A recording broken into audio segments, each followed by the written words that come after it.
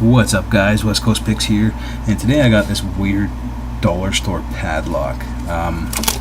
Package just says cast iron body, hardened steel shackle, but it says pick resistant, and I was wondering about that, so I bought it and I started picking on it, and it was resistant. Oh, what the hell?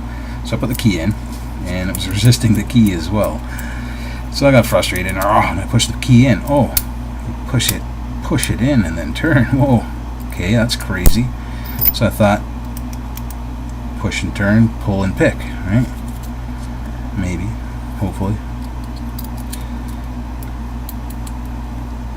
And it looks like pull and pick is right. I got a false set, I guess you would call that a false set.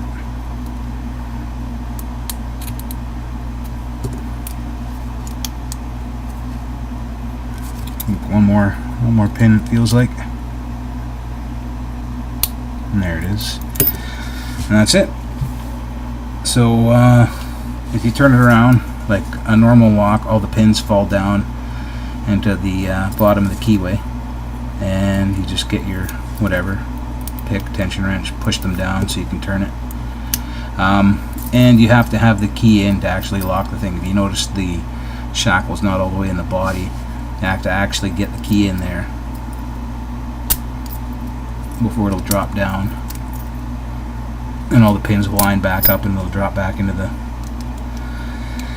body, and it's locked up again.